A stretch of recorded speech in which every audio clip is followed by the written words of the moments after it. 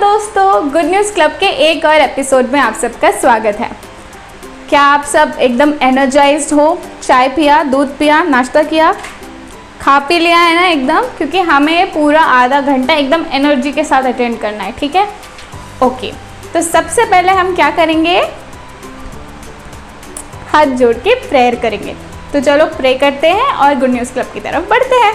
Okay, चलो हाथ जोड़ लो, आंखें बंद, आंखें बंद। हाँ, हे पिता परमेश्वर, इस नए दिन के लिए हम आपको धन्यवाद देते हैं। इस एक और गुड न्यूज़ क्लब के एपिसोड के लिए हम धन्यवाद देते हैं। हर एक बच्चा जो इसे सुन रहा है उसको आशीष दे और इस गुड न्यूज़ क्लब से अच्छी बातें सीखने को मिले और आपको जानने का एक मौका दे। जितने भी लोगों ने मिलकर ये गुड न्यूज़ क्लब का एपिसोड बनाने में मेहनत की है, उन सबको आपके हाथों में सौंपते हैं। सबको आपके हाथों में सौंपते हैं। सबका ख्याल रख, यीशु मसीह के नाम से मांगते हैं, आमीन। ओके, अब हो गई है प्रार्थना और बारी आ रही है मेरे फेवरेट टाइम की। बताओ क्या है? गाना गाने का टाइम। तो चलो जाके देखते हैं आज कौन सा गाना सीख रहे हैं। अब हम जा रहे हैं गाना सुनने, जैसे मैंने कहा था, लेकिन आज कुछ थोड़ा सा अलग है। हमने जो पुराने गाने सीखे थे ना, वो भी हम याद करने वाले हैं। तो एकदम रेडी हो जाओ क्योंकि लंबा सिंगिंग सेशन होने वाला है आज, ठीक है? क्या आपको याद है गाने? नहीं, कोई बात नहीं, सुन के याद कर लेना। चलो चलते हैं और देखते हैं कि आज कितने सारे गाने गा रहे हैं। चलो।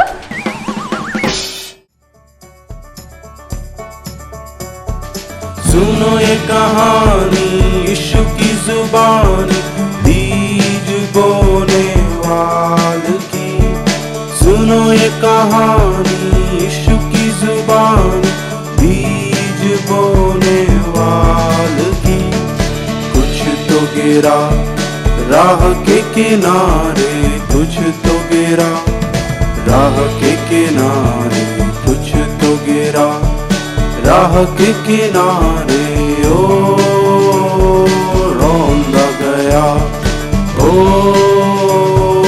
रौंदा गया। सुनो ये कहानी यीशु की जुबानी, बीज बोने वाले की। सुनो ये कहानी यीशु की जुबानी, बीज बोने वाले की। कुछ चुक गए हवा के परिंदे, कुछ चुक गए हवा के परिंदे, कुछ चुक गए हवा के परिंदे। ओ हवा के परिंदे, ओ हवा के परिंदे। सुनो ये कहानी यीशु की जुबानी, बीज बोने वाले की। सुनो ये कहानी यीशु की जुबानी, बीज बोने वाले की। कुछ तो गिरा पत्थरों के ऊपर, कुछ तो गिरा पत्थरों के ऊपर, कुछ तो गिरा पत्थरों के ऊपर। ओ पानी ना मिला, ओ पानी ना मिला। सुनो ये कहानी यीशु की जुबानी, बीज बोने वाले की। सुनो ये कहानी यीशु की जुबानी, बीज बोने वाले की। कुछ तो गिरा झाड़ियों में, कुछ तो गिरा झाड़ियों में, कुछ तो गिरा झाड़ियों में। ओ दबाया गया, ओ दबाया गया। सुनो ये कहानी यीशु की जुबानी, बीज बोने वाले की। सुनो ये कहानी यीशु की जुबानी, बीज बोने वाले की।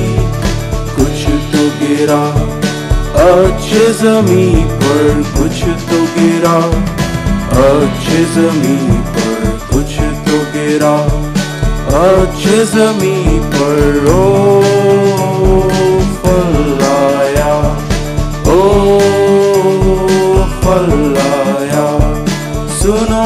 कहानी इश्क की जुबानी बीज बोने वाले की। सुनो ये कहानी इश्क की जुबानी बीज बोने वाले की। मेरा दिल प्रभु के लिए, मेरा दिल प्रभु के लिए, मेरा दिल प्रभु के लिए इस दिल में देता हूँ। मेरा दिल प्रभु के लिए, मेरा दिल प्रभु के लिए, मेरा दिल प्रभु के लिए इस दिल में देता हूँ। दिल में राजा राजाओं का राजा, आँखों में बस जा शांति का राजा। दिल में राजा राजाओं का राजा, आँखों में बस जा शांति का राजा। मेरा दिल प्रभु के लिए, मेरा दिल प्रभु के लिए, मेरा दिल प्रभु के लिए इस दिल में देता हूँ। उसके साथ जाए कभी न घबराए, मसीह बुला रहा है जीवन की मंजिल पाए। उसके साथ जाए कभी न घबराए, मसीह बुला रहा है जीवन की मंजिल पाए। मेरा दिल प्रभु के लिए, मेरा दिल प्रभु के लिए, मेरा दिल प्रभु के लिए इस दिल में देता हूँ। मज़ा आया ना आज के गाने में? मुझे तो बहुत अच्छा लगा। सीखा क्या आपने अभी तक? नहीं, कोई बात नहीं, लूप पे लगा के सीख लेना। अब बारी आ रही है मेमोरी वर्स की, और जल्दी से सीखना पड़ेगा यार, बहुत मुश्किल होगी। अभी तक कितने सीख चुके हैं अपन ने? 3 सीख चुके हैं ना? हाँ, याद है तुम लोगों को?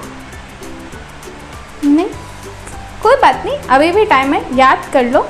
पर याद तो करना पड़ेगा, बाद में कुछ हो सकता है स्पेशल हो जाए। ठीक है, चलो अभी तो अपन जाते हैं मेमोरी वर्स की तरफ और देखते हैं कि आज का मेमोरी वर्स क्या है। तो क्या आप तैयार हैं आज के मेमोरी वर्स के लिए? आज का मेमोरी वर्स किस में से है? हर एपिसोड की तरह इसमें से। ये क्या है? हाँ, बाइबल है। और बाइबल क्या है? परमेश्वर का वचन है। तो आज कौन सी बुक में से हम सीखेंगे मेमोरी वर्स? आज का मेमोरी वर्स है रोमियो 10:17। रोमियो की पुस्तक का 10वां अध्याय और उसका 17वां वर्स। पढ़ें? ओके, मैं एक बार पढ़ के सुनाती हूँ और फिर हम इसे सीखेंगे। रोमियो 10:17, अतः विश्वास सुनने से और सुनना मसीह के वचन से होता है। थोड़ा कंफ्यूजिंग सा है ना, समझ में नहीं आ रहा। अतः विश्वास सुनने से और सुनना मसीह के वचन से होता है।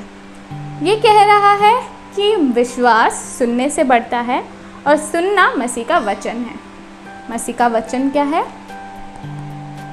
हाँ, बाइबल है मसीह का वचन, और मसीह का वचन सुनने से हमारा विश्वास बढ़ेगा। पर वचन सुन कैसे सकते हैं? मैंने आपको पहले भी बताया है कि परमेश्वर अपने वचन के द्वारा हमसे बात करता है। परमेश्वर बाइबल के द्वारा बात करता है।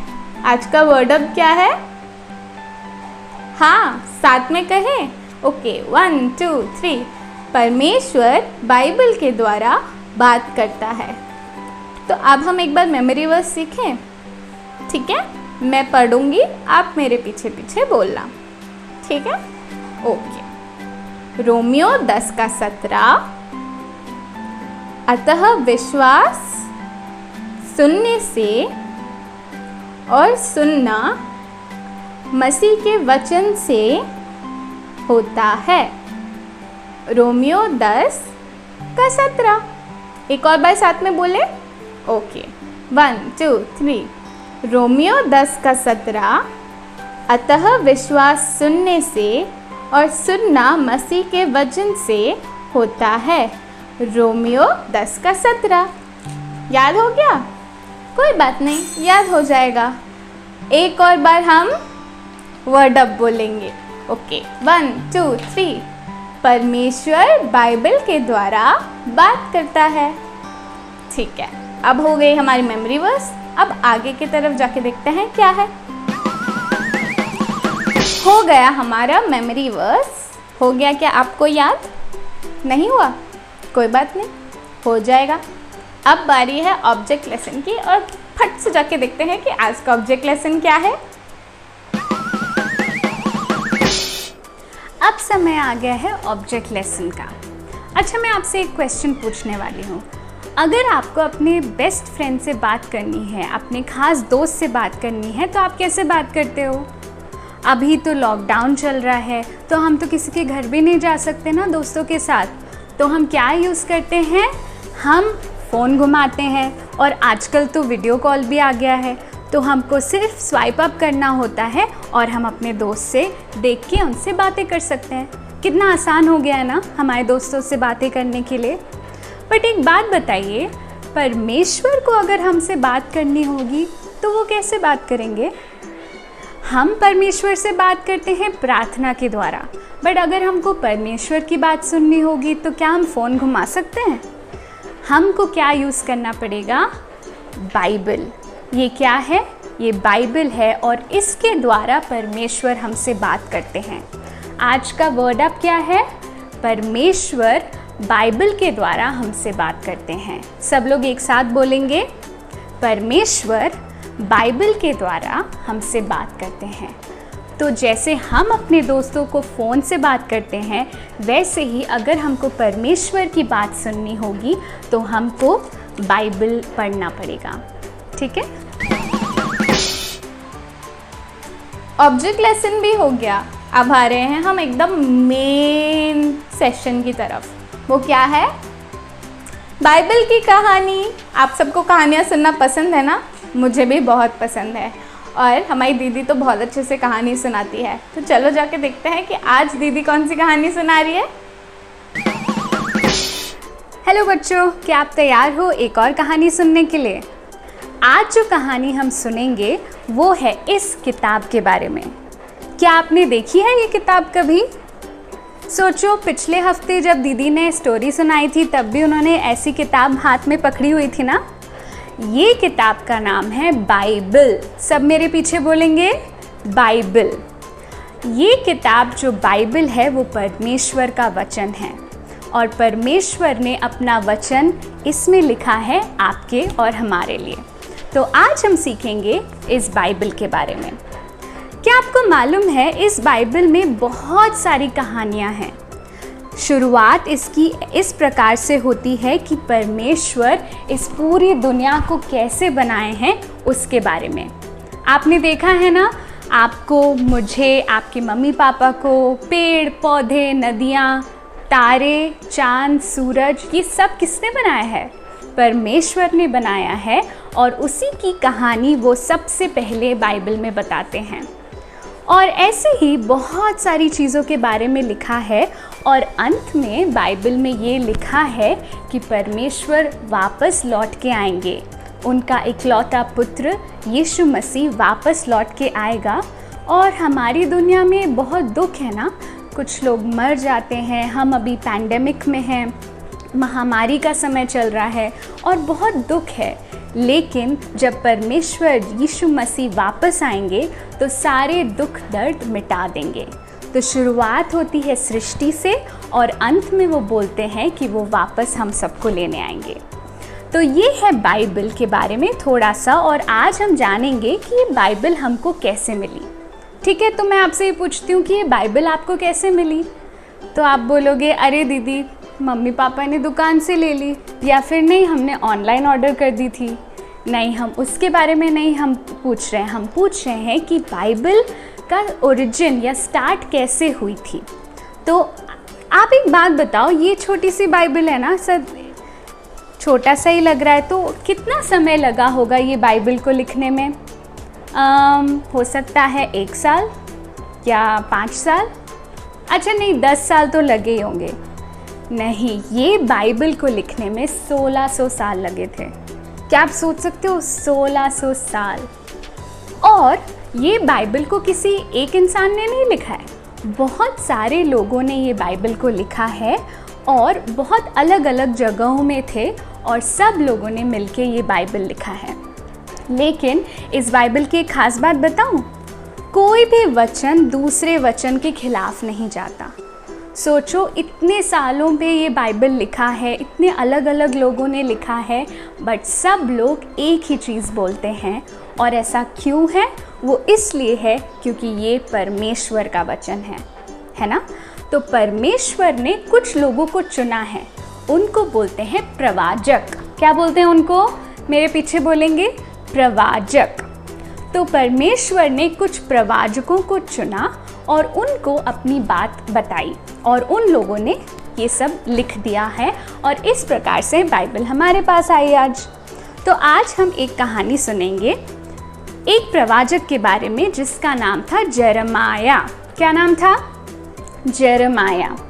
जरमाया एक प्रवाचक था और परमेश्वर ने उनको एक बहुत खास बात बोली थी। उन्होंने बोला था कि एक मैसेज या एक खास बात आप लोगों तक पहुंचाओगे। क्या आप जानना चाहते हो कि वो खास बात क्या थी जो परमेश्वर चाहते थे जरमाया के थ्रू लोगों को बताने के लिए?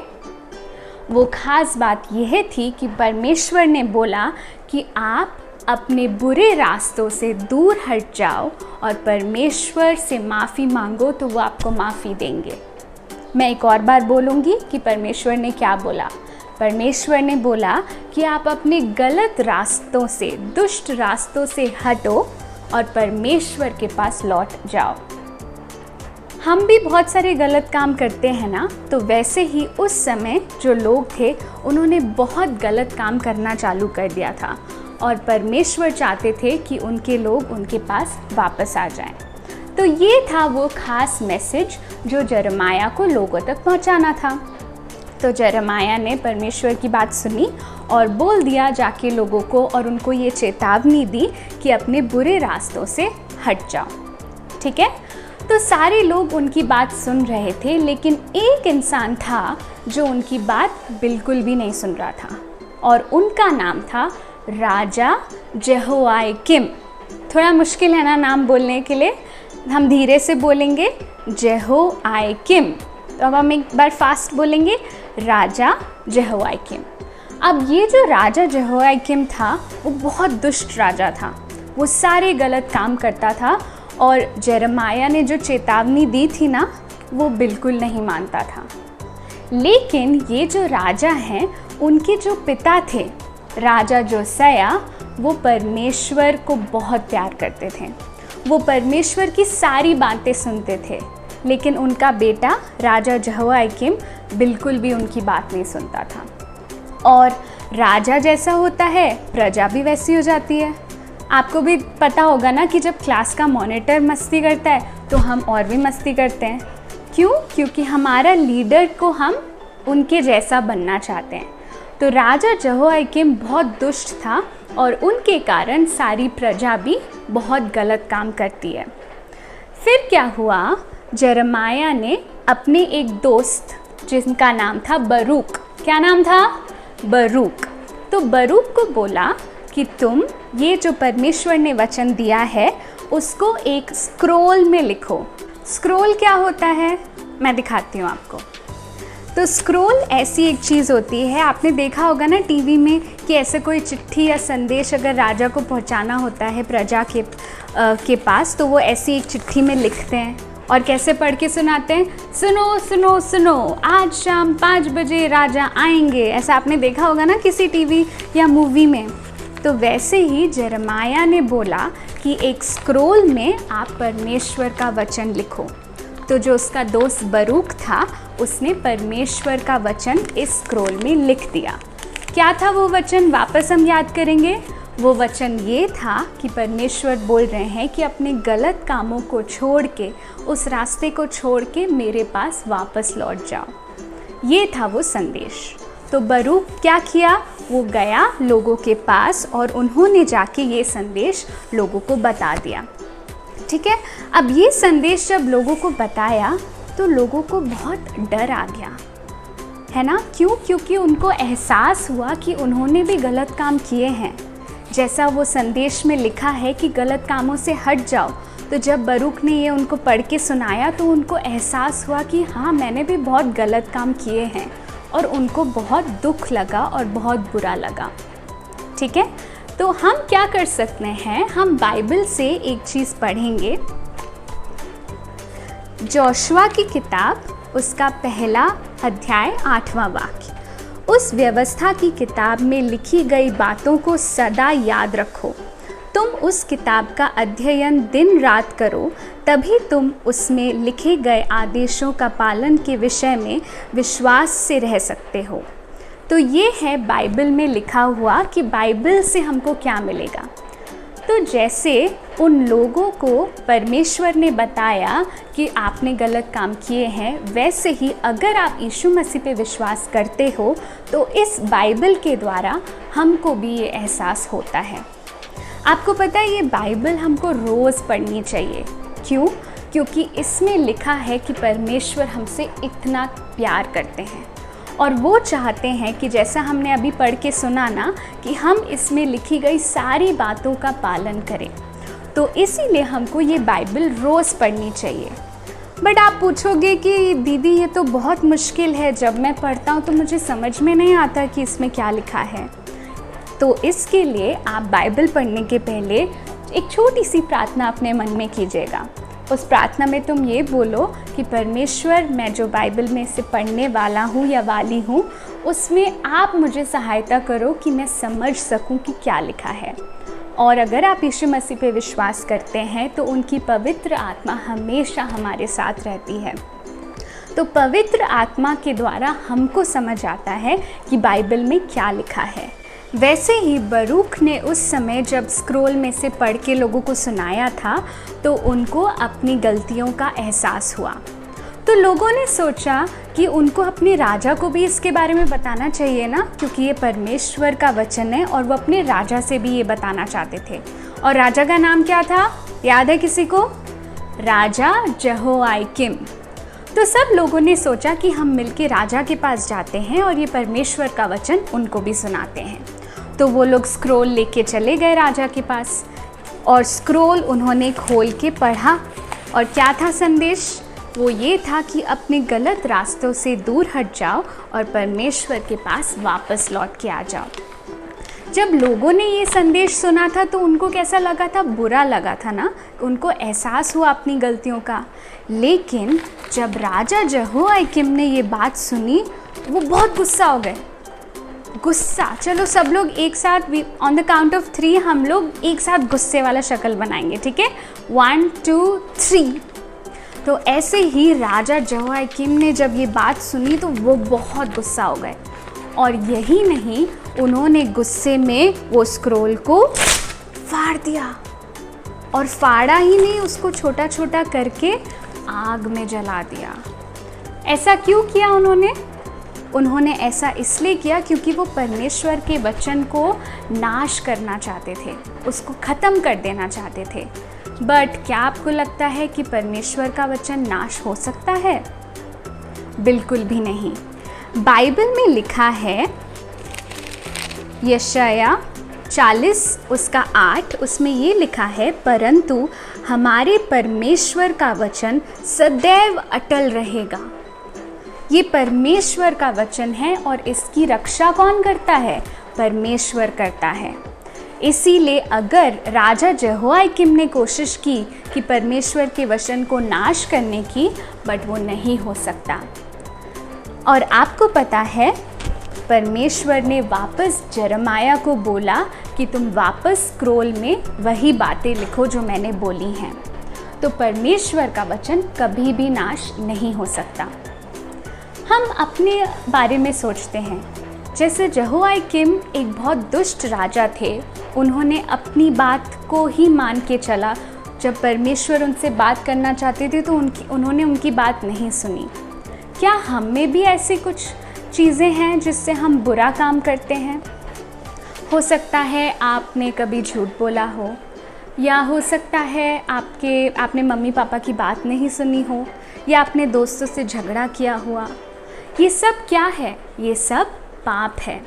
और आपको मालूम है, हर एक पाप की एक सज़ा होती है। जब भी आपने कभी झूठ बोला और आपकी मम्मी ने पकड़ लिया वो झूठ, तो आपको पनिशमेंट मिलती है ना। हर पाप की एक सज़ा होती है। और बाइबल में ये लिखा है कि पाप की पता है क्या सज़ा है? यशाया में लिखा है कि किंतु तुम्हारे पाप तुम्हारे परमेश्वर से अलग करते हैं। ये पाप हमें क्या करता है? परमेश्वर से अलग कर देता है। तो जब हम और आप पाप करते हैं और अब हम क्या हो गए हैं? परमेश्वर से बहुत दूर आ गए हैं। तो अब क्या करें?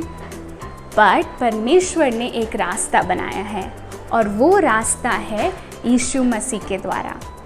परमेश्वर ने यीशु मसीह को इस दुनिया में भेजा आपके और मेरे पापों की सज़ा लेने के लिए।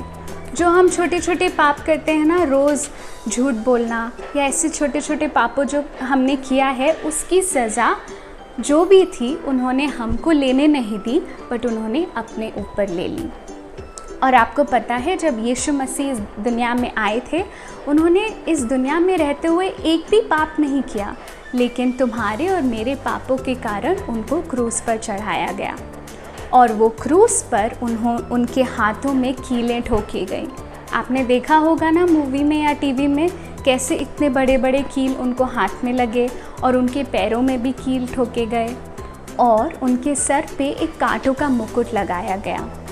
और परमेश्वर ने हम सब की सज़ा अपने ऊपर ली और वो क्रूस पर मारे गए। बट तीसरे ही दिन वो मरे हुओं में से जी उठे और आज भी जीवित हैं आपके और मेरे साथ। और परमेश्वर जिन्होंने अपने बेटे को इस दुनिया में भेजा, वही परमेश्वर अपने वचनों को सुरक्षित रखता है। और इसीलिए यहोयाकीम या और कोई राजा या कोई भी इस वचन को नाश कभी नहीं कर सकते। तो अब हमको क्या करना है? अब हमको ये करना है कि हम उस परमेश्वर पर विश्वास करें। ये बहुत ही एक गंभीर बात है। अगर आप चाहते हो, अगर आप ये समझते हो कि यीशु मसीह इस धरती पे आए थे आपके और मेरे पापों के लिए, तो आप एक छोटी सी प्रार्थना मेरे साथ कह सकते हो। ठीक है? अगर आपको ये प्रार्थना करनी है तो मेरे साथ आप आँख बंद करके ये बोले कि हे परमेश्वर, मैं मानता हूँ कि मैंने बहुत गलत काम किए हैं, मैंने पाप किया है, और उस पाप की सज़ा, मेरी सज़ा आपने ले ली है। मैं आप पे विश्वास करना चाहता हूँ और मैं आपसे माफ़ी मांगता हूँ। यीशु मसीह के नाम में आमीन। आपके सारे पापों की क्षमा हो चुकी है और अब परमेश्वर आपके साथ हैं। अब जब वो आपके साथ हैं तो वो चाहते हैं कि आप उनके वचन को और सुनते रहें। अगर आपके पास ये बाइबल है तो आप रोज़ इस बाइबल में से वचनों को पढ़ें। क्यों? क्योंकि ये परमेश्वर का वचन है और परमेश्वर ने अपने वचन को सुरक्षित रखा है। 1600 साल पहले से ये किताब, इतना समय लगा है ये किताब लिखने के लिए, और ये आज तुम्हारे और मेरे पास है। तो यही थी आज की कहानी, जिसमें हमने सीखा कि परमेश्वर का वचन कभी नाश नहीं होता है और परमेश्वर आपसे और मुझसे बात करते हैं इस बाइबल के थ्रू। Thank you. तो आप सबको कैसी लगी आज की बाइबल की कहानी? अच्छी थी ना? कुछ सीखने को मिला? हाँ, मिला ना? बढ़िया। अब बारी है बाय बोलने की, बट हम फिर से मिलेंगे कब? हर शनिवार 4:30 बजे यहीं पे। तो मिलते हैं अगले शनिवार। बाय।